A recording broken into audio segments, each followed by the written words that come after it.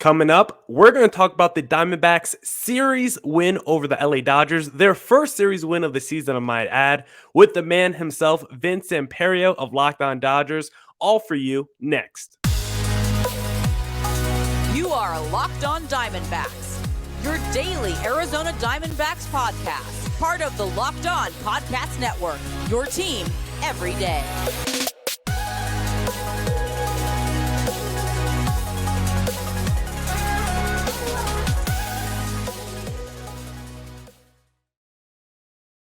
Millard Thomas of Locked On Diamondbacks still here. I'm a multimedia journalist and I'm a graphic designer, so please go check out my website, millardthomas24.myportfolio.com. On there you can see all my latest work, from my packages to my articles to my photos and my graphic design. If you want to see more content by me, just follow me on Twitter at CreatorThomas24 from my personal account, or look up Locked On Diamondbacks on both Twitter and Instagram for the podcast handle. And of course, thank you for making Locked On Diamondbacks your first listen every day. I would not be able to do this podcast without you, my loyal listeners, sharing, subscribing, reviewing, doing all that so I could do this podcast for you. Thank you. It's free and available on all platforms, so please continue to tell your friends.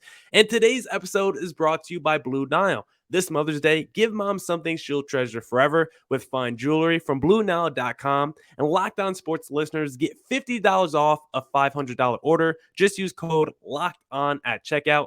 And one man who hopes his team gets another ring this fall is Vince Samperio of Locked On Dodgers. But if you want to win a ring this fall, you probably got to start with beating the D-backs, because I got my Coyote shirt on. They had a crazy comeback win, down 3 goals in the third. They came back. The D-backs had a great win, not just today, also yesterday. You know, it's the first time the D-backs have back-to-back wins against the Dodgers since August 2019, Vince. It's been a minute since we've seen this. Yeah, you mentioned first series win for the D-backs for the year. First series win against the Dodgers since 2019, which is a span of at least like a dozen series probably. So, yeah, obviously not great for the Dodgers. They've now lost 2 of 3 to the Rockies. They lost 2 of 3 to the D-backs, and that's been the main blemish on the season so far. So I'm not excited to get into it, but I'm excited to be here talking to you. And at least I can have some, share the sorrows. Oh, okay. Thank you. Yeah, I was looking at the MLB Network ticker. It said like the Dodgers were 1-8 or something against NL West teams this season, and then like 10-1 or something versus everyone else. They're basically an elite team versus everyone else outside the NL West and stuck against in division rivals. So it's interesting that that's been the case. It could just be you kind of got to throw out records when you play in division teams, and that's basically across sports, basketball, football. Those teams just know you better. They know your X's and O's better. Like you play them, we're gonna play you guys. How many X times this season. So it's not a surprise that sometimes when you have these two teams, one's better than the other, when they're in the same division, it really doesn't matter. So let's get into today's game, because I think the story of this entire series has been the defense. The D-backs, phenomenal defense, and then the Dodgers, not so phenomenal defense, because I think the game really swung today for the D-backs in that 8th inning when you have Dalton Varsho. He starts it off with a walk, and then Sergio Alcantara, who's basically been a non-factor for the D-backs at the plate this season, he just gets a little bunt down. Max Muncy picks it up and just overthrows the first baseman, and it ends up scoring 2 for the D-backs. Or I think it just ends up scoring 1 in that moment with Dalton Varsho. And it's like another instance where the Dodgers defense just kind of hurts them and blows this game for them ultimately. Yeah, we saw 2 runs scored in the game before. We saw the run score yesterday, and it ended up leading, to an extra run as well. So putting the Dodgers down, more than just 1 after that. So, yeah, I mean, Max Muncy, it's been interesting with the DH, how they've been handling it. They've been putting Justin Turner at DH a little bit more often. Max Muncy's been getting some time at third base. And he hasn't necessarily shown that he's been a good third baseman in the past. He did show himself to be a pretty strong second baseman, turned himself into a really good first baseman last year, but now he's back to playing mostly second and third base. And at third base, I haven't felt comfortable with him, and he hadn't really done anything yet, but until yesterday, he overthrew it. Freddie Freeman over there, he's not the best first baseman either, from what I've been noticing. There's been a few times where maybe I'm used to Max Muncy or other guys there. There's a couple of times he hasn't picked when I thought he would be, but been able to pick. And then on that one yesterday, I think he tried too hard to stay on the bag. I think if he would have just came off, but also Muncy fired it from close range and it was over his head. So I can't fault him too much. It was a bad throw at the end of the day. But yeah, So It's would hard to you win games when you're giving runs away. so would you reorder like the defensive positioning then? Maybe Freeman DH, Turner third, and then Muncy at first or something like that? Nah. I mean, Justin Turner's also not The that best. great at third base He's anymore. old. Yeah, He's like, he's lost a step over there the last few years. yeah. I don't think I would move anything around. I just think, with Max Muncy, that that's going to happen sometimes. Usually, you can say, okay, well, we'll take that because he's going to get you more runs on the offensive side. But he's been struggling a little bit so far this year to get the back going. But coming off injury and everything else, I think hopefully he'll settle in after a few more weeks. Yeah, Muncy really didn't get any breaks in that eighth inning because after that little bunt, then you had Cooper Hummel with just that little dribbler down the line, and Muncy was like, "Let me see if it goes foul," and it just stays perfectly fair the whole time. I mean, that was just some really unfortunate luck by Max Muncy in that situation. But after that, I mean, we had another almost Gavin Lux giving up a run because it was just the most routine of plays, and he like triple pumps it before he throws it over to first base. Like we were talking off the pod, like this is something that you've seen before with Gavin Lux, because admittedly I haven't watched a lot of Gavin Lux tape and he looked really bad defensively this series. Yeah, I mean, we haven't seen it as much at the major league level, but he also hasn't played too much at the major league level yet for that to happen. He was, naturally a shortstop. Now he's playing second base. He had, seemingly a case of the yips before in the minor leagues. Made a bunch of throwing errors in a small time span. Has had throwing issues before. It hadn't seemed to have plagued him so far in the regular season. He actually had it in the spring training a little bit. His throws were off. And even the one he threw away that Freeman ended up kind of saving by stepping on the bag in time. The play before that was also hit to him, and he also almost pulled Freeman off the bag. Freeman had to go to his stomach after he caught the ball. So, yeah, it's one of those where it just seems like they come in these bunches, and hopefully that he gets over it. But when you're an infielder and you're pumping the ball 3 times, clearly it's a little bit in your head. So. And it feels like you would feel better if he actually just got rockets hit to him instead of these little dribblers, because every time it's a dribbler, you could just see him thinking over there at second base. He's like you said, he's pumping it 3 times. He's like, how do I want to throw this? Should I do sidearm? Should I do overhand? So I don't know what's up with Gavin Lux, but he was definitely overthinking in this series. But I think my second biggest takeaway from this series has to be like the starting pitching, because they were really great today. I mean, Zach Allen on the D-backs, this was his 3rd start of the season. And entering the game, he had a 2.88 ERA against the Dodgers, and that dropped today. I mean, he had a fantastic start, 6 innings, 2 hits, no earned runs. But on the other side, the Dodgers starter, he gave up half the hits that Zach Allen gave up. He only gave up 1 hit in this game, but that 1 hit he gave up was a big home run to Nick Ahmed, probably the least likely guy to hit a home run on this D-back squad. I mean, what did you think about it when you saw the D-backs take that 1-0 lead? Yeah, the Dodgers' yearly contribution to Nick Ahmed's home run count continues. He always seems to get at least a couple every year off the Dodgers, mostly in inopportune times for the Dodgers, opportune times for the Diamondbacks. So, yeah, obviously annoying. He hung a pitch up there and Ahmed hit it out. But yeah, I mean, to that point, he had no hitter going into the 5th inning. Gave up that 1 hit. That's all he ended up giving up. And then even in that 8th inning, like we just talked about, not 1 ball left the infield, but the Diamondbacks ended up with 2 runs and almost had 3 runs if Freddie Freeman had to get his foot down. So, for both sides, the Dodgers had a stretch where they didn't score since the 1st inning of the game on Tuesday until the 8th inning of the game on Wednesday when Trey Turner drove in Mookie Betts. So clearly, they were having issues with whoever the Diamondbacks were throwing up there on Tuesday's game, which we'll talk about in a little bit. It was a lot of bad luck and double plays, whereas Wednesday's game, Zach Gallen is one of those guys that seems to have the Dodgers number. There's guys pretty much on every, National League West team that kind of has their number, and Zach Gallen's been that guy ever since he came over. Yeah, and I'm sure the Dodgers thought with that loaded lineup, maybe after Gallen comes out the game, maybe you could attack that bullpen. And they were getting after Ian Kennedy. I mean, they did in last night's game, which, like you said, we'll talk about later. And unfortunately, that Brent Strom pep talk for Ian Kennedy came after he already gave up the damage, so it wasn't really as effective. But the D-backs bullpen was really special in this series, and they were able to hold the Dodgers down. So were you actually like maybe surprised? Because, historically, if you look at the last 3 or 4 years, the D-backs have had one of the worst bullpens in baseball. And so far this season, their bullpen has been really good. And against this Dodgers team, like these were tie games for like 4 or 5 innings the last 2 days. And the D-backs bullpen was able to stand up against this loaded Dodgers lineup.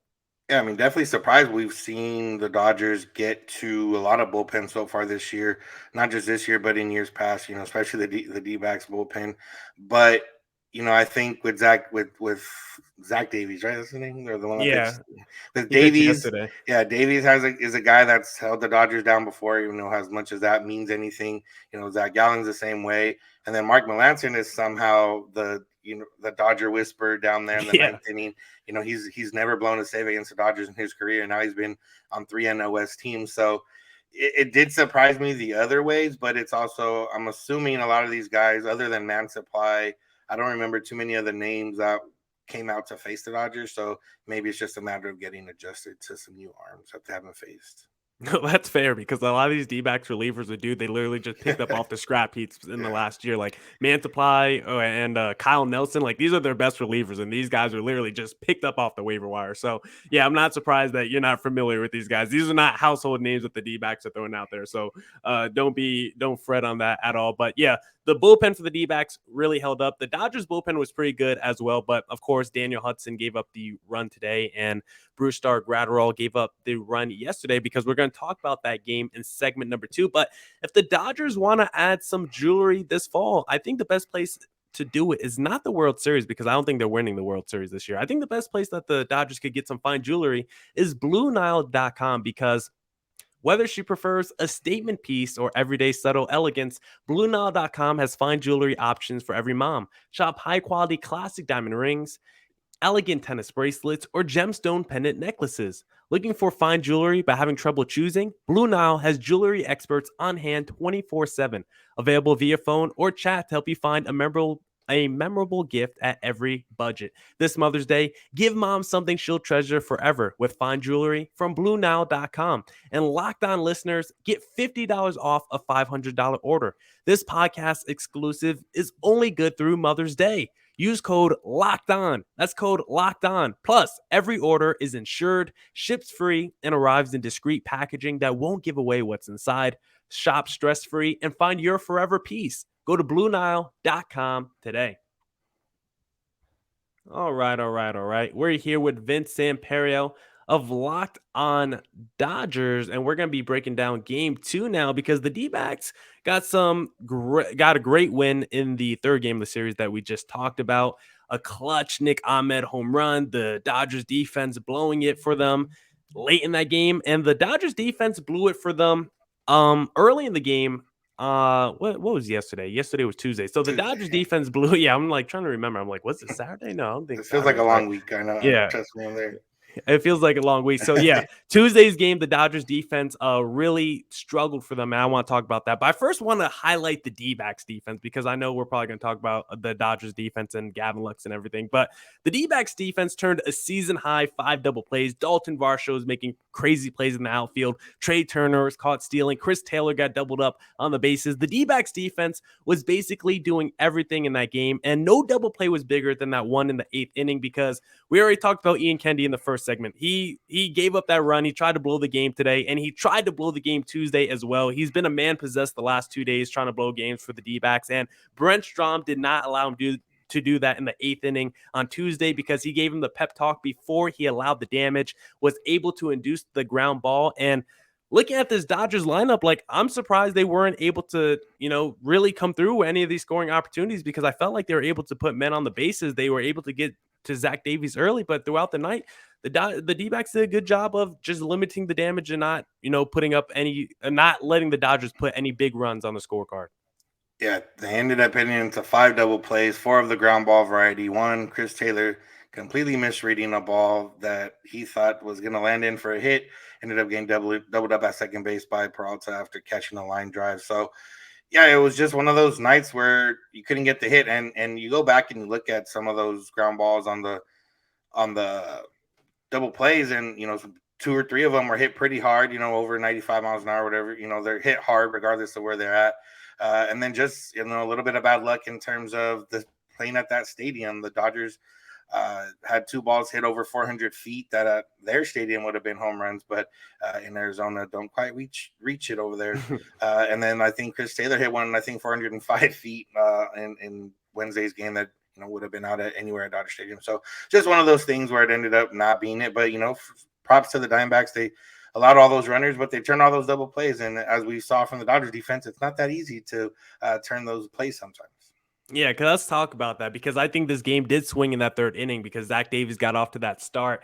I was like, I don't know how long he's going to last tonight. You said, in segment number one that he's been a historic, maybe not Dodger killer, but has fared well against the Dodgers. And I wasn't sure he was going to do that yesterday, but he actually stood up after the first inning. He wasn't terrible. He did allow a runner every inning after the first inning, but at least he didn't allow any earned runs. A big part of that, like we said, was the defense turning double plays and picking people off and doing all those things. But Tony Gonsolin, I'm sure he would have liked a little bit of help because he did get himself in a little bit of a jam. That was partly his own fault. He got second and third. I think a wild pitch moved everyone up. So that is on Tony Gonsolin. But he was looking for, a strikeout, a ground out, something, an out that wouldn't allow any of the runners to score, basically. And he kind of got that with that Dalton Varsho dribbler. Looked like Perdomo was going to stay at third. And then you got Gavin Lux just throwing it over the first baseman's head. Like, what is he doing over there at second base?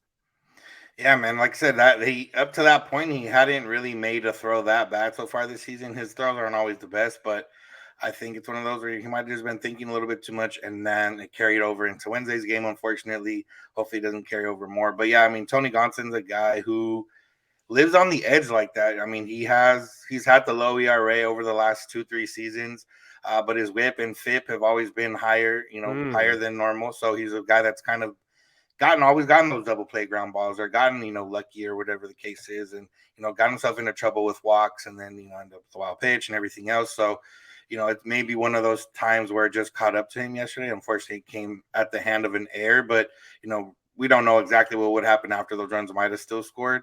But, Gavin Lux didn't make it any easier, obviously. Yeah, you think Gavin Lux is going to stay as an everyday player on this team? Like, what's his role in his future with this D-back squad currently? Yeah, I mean, Lux, the reason they traded Pollock was to get Lux, normal at bats every day. He's played left field, he's played second base. He'll continue to, go back and forth between there. I don't think, the Dodgers are in a position. Obviously, it's hard to say this, but last year they won 106 games, didn't win the division, still made the playoffs. I think the Dodgers know at this point they're in a position to where they can kind of let Gavin Lux grow a little bit and keep him, not necessarily bench him the next day or put him back in left field. I think they'll put him back out there at second base on Friday, unless they're facing a tough lefty or something, and he'll get right back to it. But yeah, I think it was just one of those things where it had a bad day, it snowballed, and now we're talking about this again with him, which is what we talked about before. But it's something that's happened, and it's something that's real, so you can't avoid it. But at the end of the day, he's still in the Dodgers starting nine for the most part, and he's one of those top 9 guys. And then they're just gonna have to live with some of this stuff sometimes.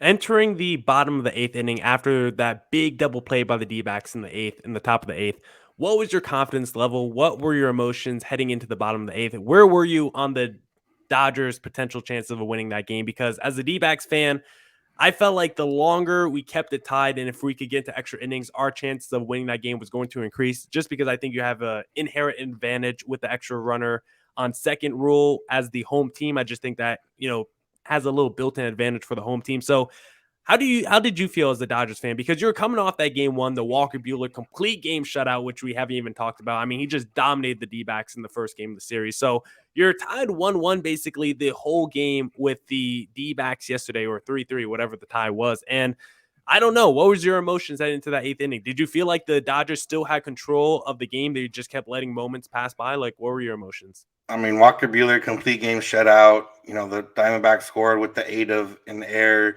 To that point, they hadn't shown too much offensively that was that scary, especially, the Dodgers didn't use any relievers on Monday, so they had the full arsenal of relievers. They're carrying 16 pitchers right now, so they got a full arsenal of guys ready to go. And, Gradall's a guy who's been really good so far this season, and he just happened to leave a pitch up to David Peralta, who also seems to get a lot of licks against the Dodgers and not so much against everyone else. But, that's just what happens sometimes. And I do think that, I don't know if I would have gone to Gradall on that position. The Dodgers are missing Blake Treinen right now, who might have been in that position if that was the case. He's kind of been the guy that comes in against top of the order and stuff like that. But, at the end of the day, the Dodgers didn't make the pitches and the D-backs did, or the Dodgers, hit into the double plays and everything else. So obviously feeling confident with full bullpen going and the Dodgers offense, all you really got to do is score 1 run. But like you said, once you get into that extra inning territory, if they would have got to that point, then it's kind of like, it's a fair game at that point. It's not really, it doesn't matter how good your lineup is, No. because you can just get, 1 strikeout, 1 fly ball, and 1 ground out, and you don't score, and then the other team can do a bunt and a flat sack fly, and the game's over. So we saw that against the Padres the other night, where Trey Turner tied the game late, and then the Dodgers ended up going extras, and then they lost in the first inning of extras. So it just, it was like that. Obviously I didn't expect to lose 2 out of 3 of the D-backs. I didn't expect them to get shut down. Even with Davies and Gallen kind of being the guys, the Dodgers have been able to, at least, even if they don't hit most of these pitchers, they're able to get them out in the 5th, 6th inning, get into that bullpen, and that's where they really go to work. I mean, they scored the most runs this year in the 8th inning, but it just didn't happen this time. Yeah, the D-backs basically did all their damage in the 8th inning this series, which is kind of funny. Basically, all their runs came in the 8th inning the last 2 games. I did like how easily the Dodgers went down in the 9th inning with Mark Melancon on the mound. Like you said, he hasn't blown a save yet to the Dodgers in his whole career, and he only needed 7 pitches, 6 strikes to get out on Tuesday's game. So thank you, Mark Melancon, because it was very, I watch a lot of basketball, Vince, and it was like the Boston Celtics against the Brooklyn Nets in game 4. Like the Nets just kind of laid down to the Boston Celtics in that game 4. The Dodgers kind of did the same against the D-backs in that 9th inning, because after that David Peralta home run, it felt like the game ended in like 5 minutes. Like I blinked and the game was over because that 9th inning went by so fast. Like, were you surprised there was not more fight by the Dodgers? Yeah, I mean, I don't know what it is about Mark Melancon. I mean, even he's had a couple years where he struggled, and then found it again with the Giants, who ended up going to the Padres, now with the D-backs, and for whatever reason, I think it's one of those where you look at his stuff and you're like, this stuff's okay, but it's not like amazing. But I think he pitches enough around the edges that the Dodgers are for the most part a team that are very patient, draw walks, take those pitches on the edges. But for a guy like Melancon, not throwing super hard, living around the edges, it's very enticing as a hitter to swing the bat. And, that's what we saw. We saw him swing the bat pretty early and not make any hard contact. So, for whatever reason, Mark Melancon has done very good against the Dodgers. And hopefully the rest of the year, there won't even be safe situations in these games against the Diamondbacks. But I always said hopefully there won't be. But realistically, it looks like there might be. You know what? I think I'm gonna have to place a bet on the Diamondbacks to finish with more wins than the Dodgers, or at least beat them in the head-to-head series for the rest of the year. The best place to place bets is betonline.net, because it's your number one source for all your betting stats and sports info. Find all of the latest sports developments, league reviews, and news, including this year's basketball playoffs and the start of the Major League Baseball season. BetOnline is your continued source for all your sports wagering information, from live betting to playoffs, esports, and more. Head to the website or use your mobile device to learn more about the trends and actions. BetOnline, where the game starts. All right, now we're wrapping up with Vince Samperio of Locked On Dodgers here, and I just want to get a couple of Dodgers questions in, just a couple teasers for my Diamondbacks fans. I want to ask you about Cody Bellinger, because, of course, he's been much maligned entering the season. He was terrible last year. I mean, this was a guy who was an MVP, All-Star candidate, and then just completely fell off a cliff last season. So, entering this season, much maligned, like I said, he's already won the NL Player of the Week. I just want to ask you, how do you think he's looked so far to start this season?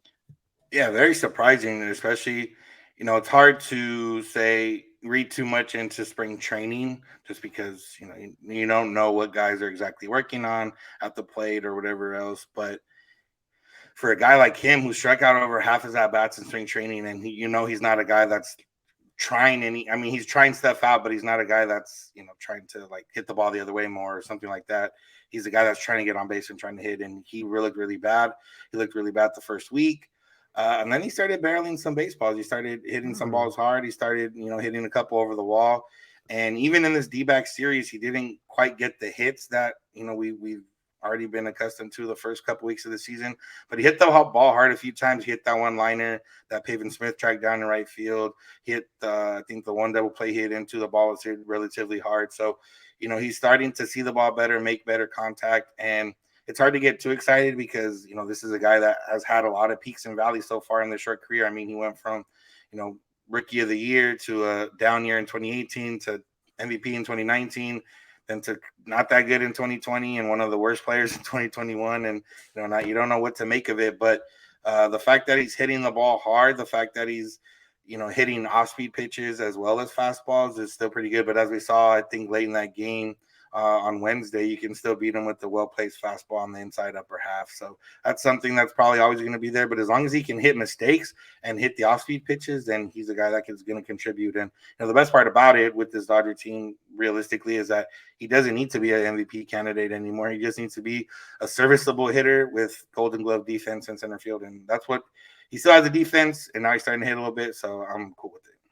But how much stock do you still have in Cody Bellinger? How much do you still believe he can get to those peaks that we saw and stay away from those valleys? Because we've seen this is a talented guy, but there's you've already said it. Peaks and valleys is the best way to describe him. Yeah, I mean, I don't think he'll be an MVP candidate again, at least not in the next couple years, or maybe not this season. But I think he's a guy that can carry an offense for a week or two at a time when he gets hot. And it's one of those where you look at Freddie Freeman and without just with the eye test with Freddie Freeman, you feel like he's a guy that doesn't slump very often. He's a 300 hitter that just is very consistent. Hits the ball the other way and everything else. With Bellinger, he's a guy that's at best maybe a 280 hitter or whatever, but he's a guy that's going to hit like 400 for 2 weeks, and then he's going to hit like 100 for 2 weeks, and he's going to be up and down like that. So I think he's a guy that can still have be a borderline all-star. I don't know if he'll ever get back to that MVP season.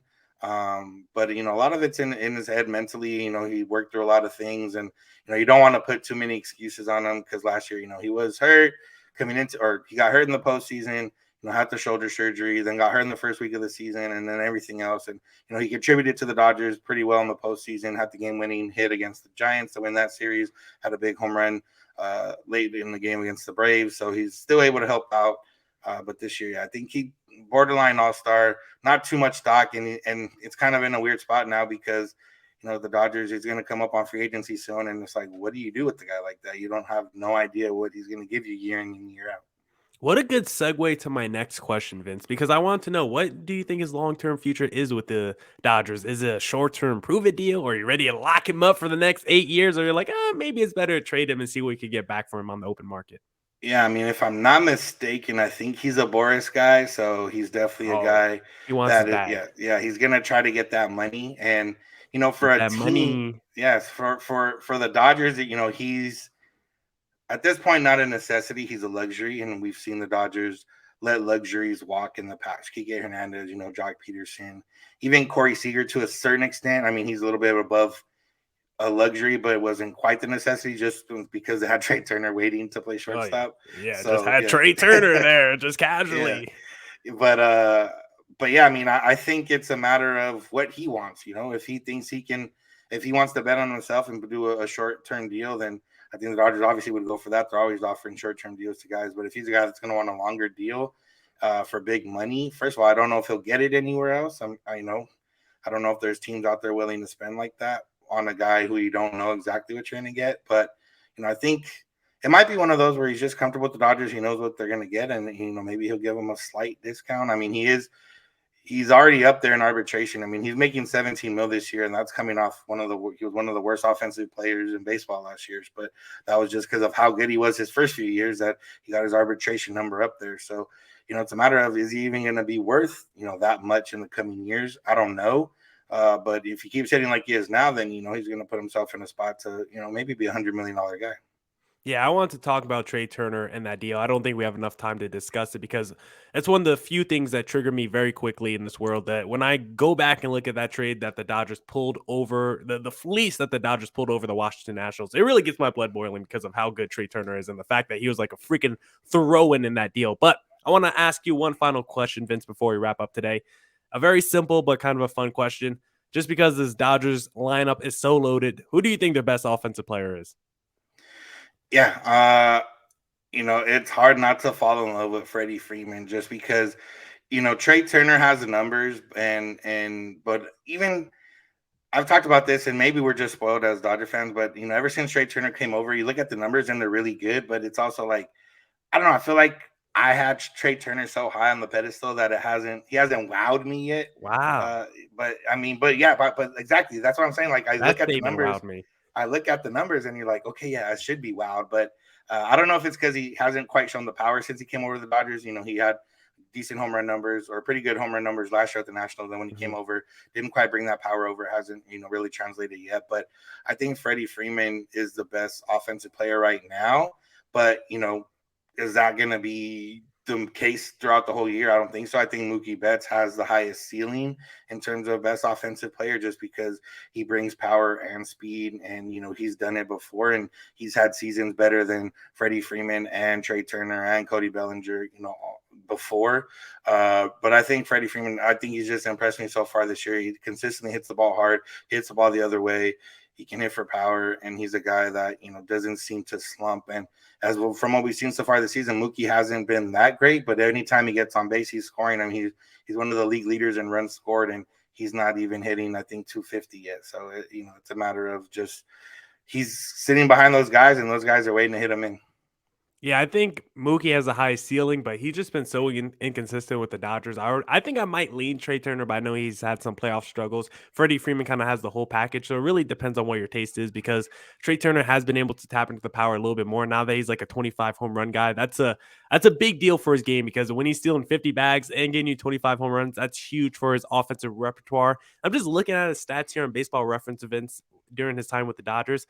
I think as a D-backs fan, I would be pretty wowed if I had a guy batting 325 with 900 OPS. Like you sound a little spoiled, man. I'm telling you, I can't figure out why that. I think, like I said, I've had Trey Turner so high. Like every time the Dodgers played the Nationals, they played him in 2 playoff series. They played him, obviously regular season. And it's just like, man, that guy. And I think I don't know what it is. Like, he just hasn't had that moment yet. But, you look even at this year, he's got up there in RBIs. He's been the Dodgers, one of the main clutch guys. And with him, offensively, that speed element adds. He hits a lot of slow choppers, but those slow choppers always end up being singles because you're not going to throw them out. So, yeah, it's definitely a matter of just being spoiled. I honestly can't figure it out. And I'm sure Trey Turner is going to win me over by the end of the season. Yeah, the D-backs currently have 2 players on their roster batting above 260. Haven Smith, who is a first baseman playing right field, and Seth Beer, who is a rookie who is so bad defensively he can only play DH. So that's what the D-backs are working with. We'll graciously take Trey Turner off your hands if it's an abundant of riches over there in LA land, because I know they got a lot of talent. And Trey Turner, I mean, if I was the GM and I knew that guy was available, I would have been all over that deal because it's insane that he was a throw into that deal for Max Scherzer. But Vince Samperio of Locked On Dodgers, thank you for hopping on today's pod. Where can the audio listeners find you on social media? Yeah, you can find me on Twitter at Vince Samperio, and you can find the podcast, Twitter and Instagram at Locked On Dodgers. So make sure to, if you're ever getting over your D-backs fandom for a day or you want something else to listen to, we're there every day, just like Millard is. So, yeah. I've never been to a Dodgers game. I definitely want to go out to one. I mean, I'm trying to go to, who knows, maybe LA this summer, maybe see a Dodgers game. That'll be pretty fun. I definitely want to go check out that stadium and crowd. I've been to the Staples Center, now the Crypto.com Arena, for the first time on my birthday last year. So that was a lot of fun. So hopefully I can make it out to a Dodgers game this summer as well. But Vince, thank you for hopping on today's pod, and I'll see you next time, sir. That's it for this edition of the Locked On Diamondbacks podcast. Shout out to everyone who tuned into today's podcast. D-backs beat LA. Great series win over the LA Dodgers. Next up, we got to do it all again against the St. Louis Cardinals. Thank you for making Locked On Diamondbacks your first listen every day. Go make your second listen of the day, Locked On MLB, with my pal Sully Baseball. And of course, stay safe and stay healthy. Deuces!